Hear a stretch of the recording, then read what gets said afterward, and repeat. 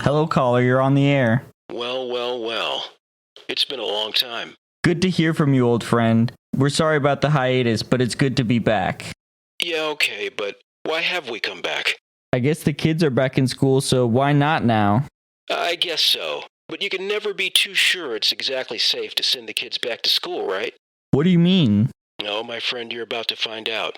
Here's 3 school stories from hell. Warning.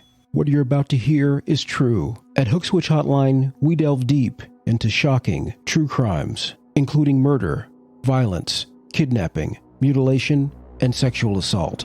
Not for children or the squeamish. Some will find this podcast disturbing. Listener discretion is strongly advised. It's disgusting, it's wrong, and it's evil. It's evil. In the city of Saskatoon, Saskatchewan, Canada, Coy Nolan and 17 other former students have filed criminal abuse complaints against Saskatoon's Christian Center Academy. After a 12-month investigation, Saskatoon police handed the file to Crown prosecutors in April to consider possible charges, according to police emails to students.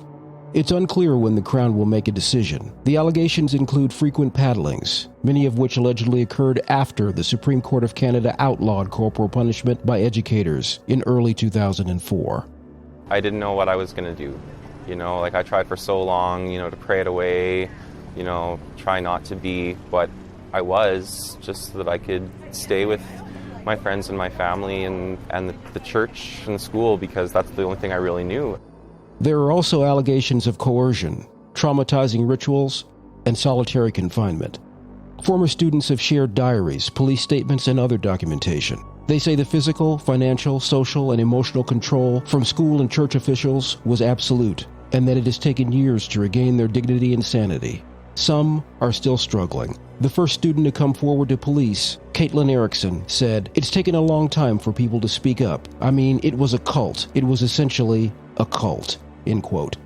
In 2004, at an office in Saskatoon's Christian Center Academy, the school's director had interrogated Coy Nolan for several hours after informants told the director Coy is gay. Coy, who was 16 years old at the time, says the director called him, quote, evil and, quote, an abomination. Coy was suspended and told they would try to cure him. Coy said, "He told me I'd have to take it like a man," end quote. Coy and his mother, Carolyn, say they agreed to the home visit in May 2004, assuming they would discuss the suspension. Immediately after, the 4 officials from the school walked into the house with officials from the adjoining Saskatoon Christian Center Church. They inappropriately put their hands on Coy. They began shouting unintelligible sounds in spoken tongues. Carolyn said, quote, "I was no longer in control. I was pushed aside," end quote. Carolyn cried in the corner of the room for more than an hour until they stopped. Coy says the director took a large wooden paddle, bent him over, and hit him hard enough to bruise him and leave him limping. Coy said, "That was one of the worst days of my life. Even now, just thinking about it, I go numb. This was abuse. This was a hate crime," end quote. Officials with the adjacent Legacy Christian Academy, the name was changed from Christian Center Academy in 2013, initially agreed to an interview and said they'd answer all questions. The next day, they emailed a written statement and declined to answer any further questions. The statement said, "We are grieved to learn of former students who feel they were subjected to abuse during their time at CCA. We encourage and support any former student who feels this way to file a report with the police so these matters can be investigated and dealt with properly and legally," end quote. Like other private schools, parents pay tuition and participate in fundraising. Christian Center Academy has also been receiving Saskatchewan government funding for the past decade. Most of the former students who've come forward attended between 1995 and 2010. But there is no time limit on legal complaints of this nature involving minors. Students and experts interviewed say all government subsidies and tax breaks for the church and school must be halted until police and prosecutors have dealt with the complaints and the government has conducted a full investigation of the school's current practices. They say some key staff have left, but the former principal and school director are now teaching at other Christian schools in Saskatchewan. CBC News has obtained an 8-lesson manual called The Child Training Seminar, written by the father of the current pastor. Students say that during their time at the school, It was sold in the gift shop along with Bibles and a selection of handmade wooden paddles of various sizes. Students say it was used by school staff and strongly recommended for parents. More than 20 pages are devoted to the benefits and practical applications of, quote, scriptural discipline. It states ungodly professors, researchers, and psychologists who oppose corporal punishment are influenced by the devil and should be ignored. It says, sometimes spanking will leave marks on the child. If some liberal were to hear this, they'd immediately charge us with advocating child beating, states the handbook. It gives detailed instruction on the types of infractions that warrant paddling, such as riding a bicycle while forbidden. Quote, have him bend over and apply the paddle firmly. Don't permit any wiggling around or jumping around. Don't allow any pre-discipline howling or sniveling. Don't let his crying and begging diminish the severity of punishment, the handbook says.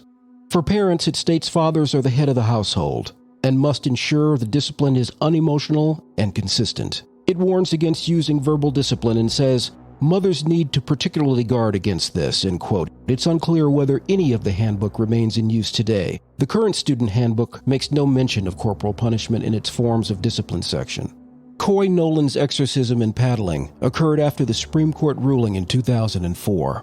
After the Supreme Court ruling in 2004, Coy Nolan was subjected to paddling and an exorcism. In the ruling, the court limited corporal punishment to parents, and only under narrow circumstances. It must be proportional, can only be done on children between the ages of 2 and 12, and no implements are allowed. It banned all other officials from doing so, and specifically mentioned teachers and school officials.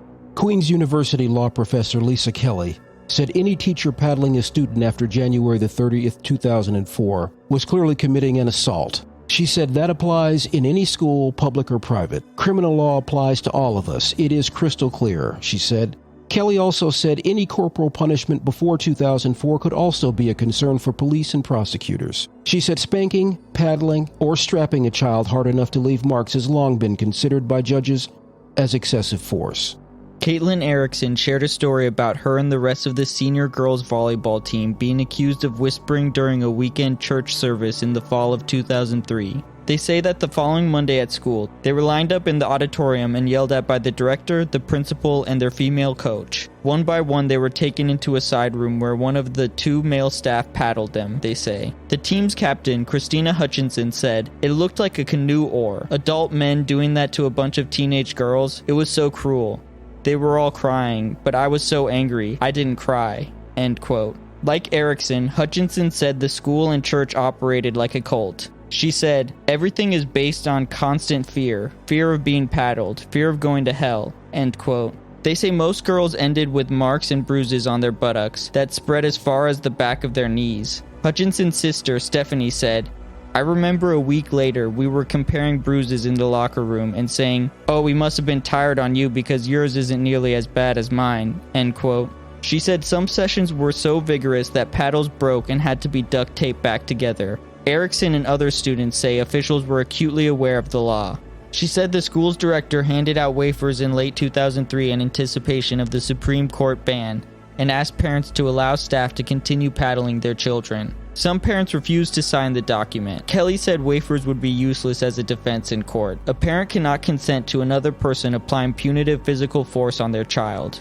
1 year after the Supreme Court ruling, the Saskatchewan government passed legislation banning corporal punishment in public schools. Kellyanne Watkinson said this was redundant because the Supreme Court ruling already applied across Canada. Sean Kotelmak, who attended the school from 1996 to 2008, said he had difficulty keeping up with the largely self-directed curriculum, which relied heavily on memorization and obedience. In his frustration, he began to talk back. He said, "They made me think I was stupid." Kotelmak said he endured a punishment akin to solitary confinement as a 13-year-old. He was forced to arrive at school 15 minutes before other students, work alone at a desk in a small windowless room for the entire day, then leave 15 minutes after his classmates had already departed. He said this continued for 2 weeks. Kotelmak said he was also paddled multiple times. He said he and others would pad their buttocks with up to 9 pairs of underwear to soften the blows. If discovered, the student would be forced to remove the underwear and punishment would increase. Kotelmak said, "Every part of me wanted to walk to the police and simply pull down my pants and show them what was done to me. But I was scared. I was so scared.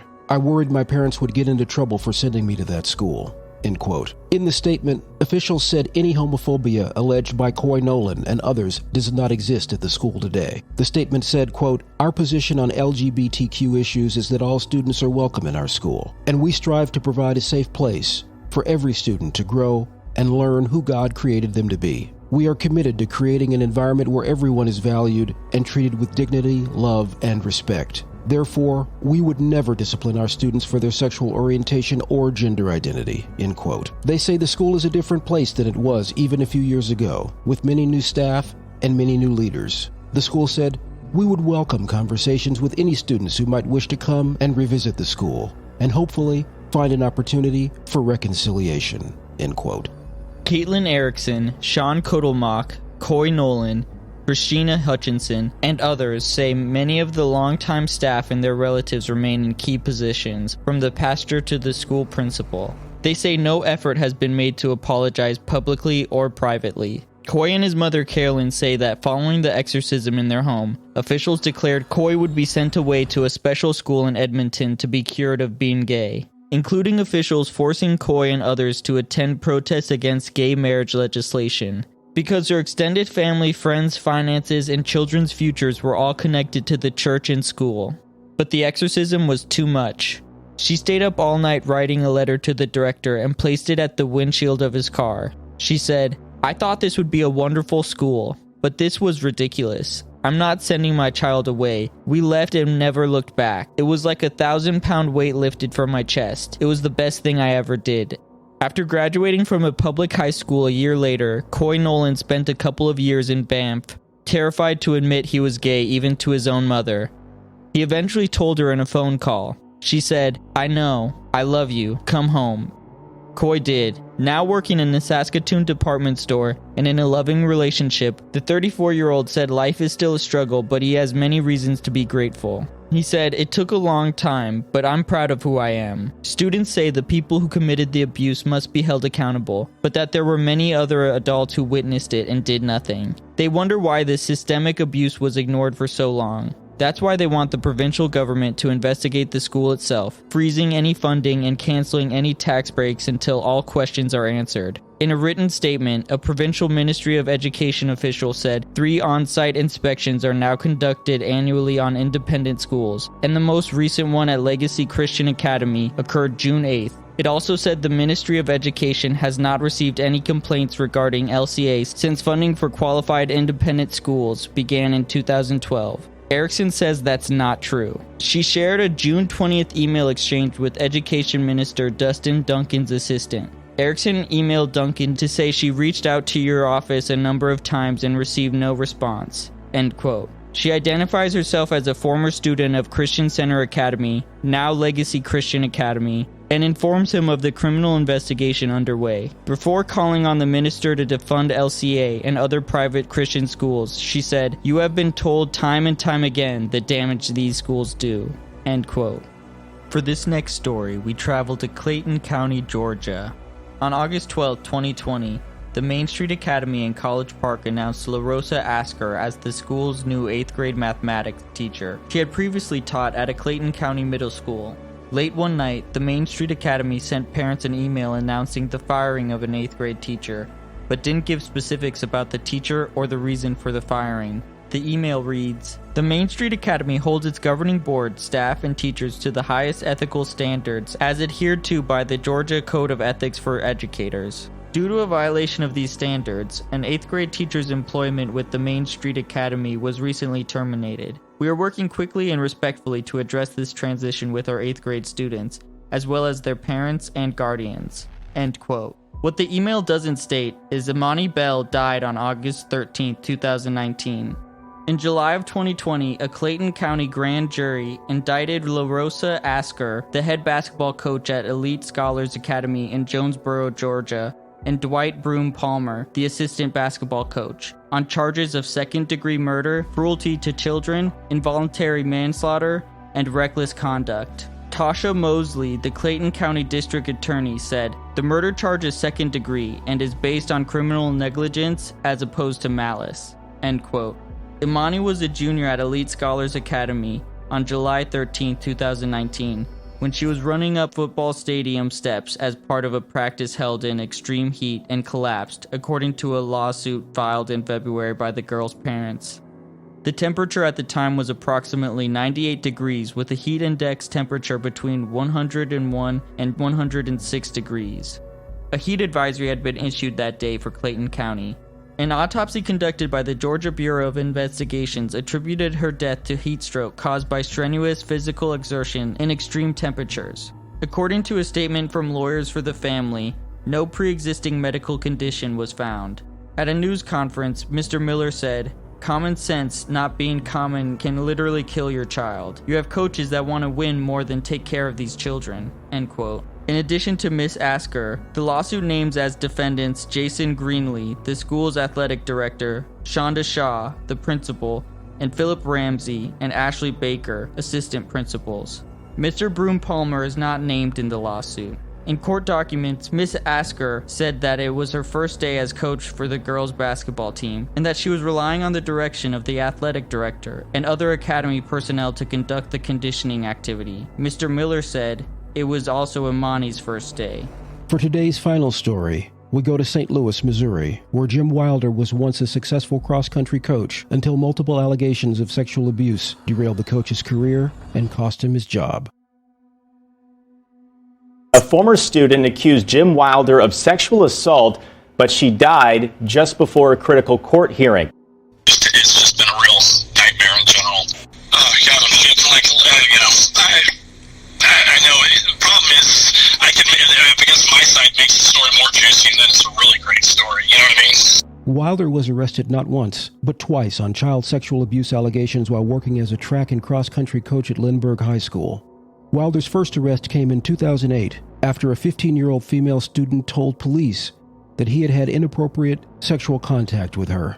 She claimed that the abuse began when she was in the 8th grade and Wilder, who also taught at Sparring Middle School, would massage her knee after school. Referencing the police report, legal commentator and former prosecutor Lonnie Combs said this 15-year-old girl was able to give quite a few specific details about Coach Wilder. She talked about conversations they had had where he talked about his marriage, his relationship with his wife, and his penis size, end quote. The teen alleged that the abuse continued in high school, including one occasion when they both touched each other in the wrestling office after Coach Wilder had locked the door and placed a box in front of it. She told police that Wilder had touched her vagina and she had touched his penis several times. Wilder was arrested in 2008, but months later, St. Louis prosecuting attorney Robert McCulloch decided not to prosecute the case, citing a, quote, lack of credible evidence that any sexual contact had taken place, end quote. But before the case could go to court in 2014, Morris was found dead in her Baldwin apartment. Asphyxiation, her head in a trash can, though police never determined if it was accidental or something more.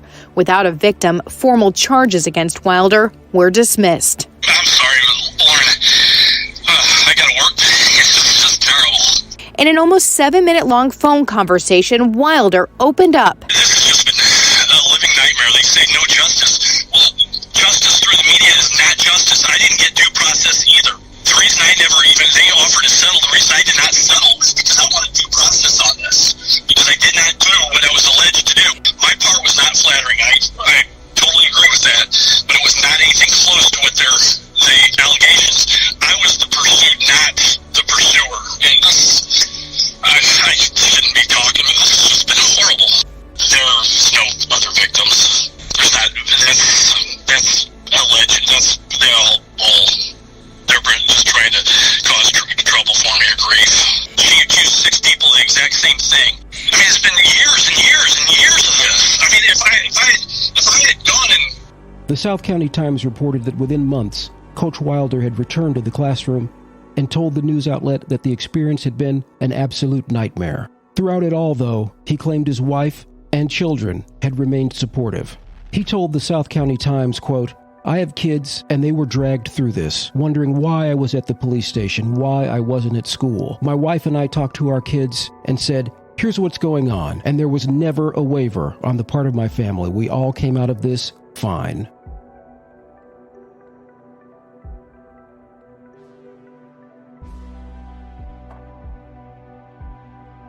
Years later, in 2013, Wilder was arrested a second time after his former student Emily Morris told St. Louis County Police that Wilder had sexually abused her when she was just 16 years old in the 1990s. Morris alleged that she and Wilder had an inappropriate sexual relationship, often performing oral sex on one another, while she was on the cross-country team beginning in 1996. The relationship sparked whispers among her peers and even resulted in a meeting between Wilder, Morris, and her parents in the principal's office to discuss the rumors. But at the time, both Morris and Wilder denied having any inappropriate relationship with one another.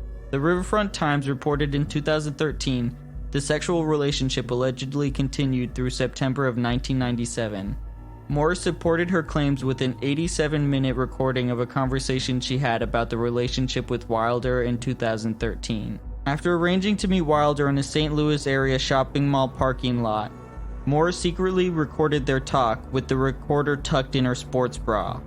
Wilder was arrested and charged with 6 counts of sodomy, but the case against him was dropped the following year after Morris was found dead in her home under what her family believes was mysterious circumstances. The Morris family was able to get a copy of the 87-minute recording to the school board in 2015, 2 years after he had been placed on paid administrative leave following the 2013 arrest. We did something that wasn't right according to our laws these days, right? But you know I'm not a creeper. In May 2015, the Lindbergh School District's Board of Education voted to uphold the termination of his contract with the district. Under the terms of the settlement, Wilder denied the allegations against him, but agreed to resign. He received severance pay representing salary from May 5, 2015, when the contract was terminated, to June 30, 2015, with an additional $5,000 severance package. Wilder retained his teaching license but was prohibited from ever applying to work in the school district again. The district said in a statement, "Our responsibility is to keep students safe at all times," end quote. Emily Morris's mom, Joan Morris, found little comfort in how Wilder left the district. She said, "As soon as Lindbergh schools received new evidence in 2015 from St. Louis County Police regarding Mr. Wilder's conduct, the Board of Education and Administration took immediate action to terminate his contract. The agreement signed in 2015 ensures that Mr. Wilder never step foot on a Lindbergh campus again. Wilder being able to withdraw the way he was, I'm furious. He kept his teaching license. He was not a registered sex offender," end quote. Reporter Jessica Testis said if Wilder had been convicted of the sodomy charges against him, he would have lost his teaching license. But because the case was dropped with Emily Morris's death and the charges were never adjudicated, the license was never taken away. In recent years, Emily's family says Lindbergh school officials failed her. In 1996, Lindbergh's principal conducted a complete investigation of possible inappropriate behavior between Wilder and Emily, and found only that Wilder was, quote, "a positive influence on his athletes," end quote. In response to what happened in 1996, Lindbergh School said it had no record of whether the information concerning Wilder and Emily had been reported to social services. The district further said its responsibility is to keep students safe at all times, and that outside of the principal's investigation and Wilder's 2 subsequent arrests, it didn't receive any other complaints from parents or students during Wilder's 22 years of employment. The principal, David Skillman, who left Lindbergh High in 2001 and has since retired, did not respond to requests for comment. Every state has laws that require what's called mandatory reporters, usually teachers, doctors, and law enforcement officers, to report suspected child abuse directly to authorities.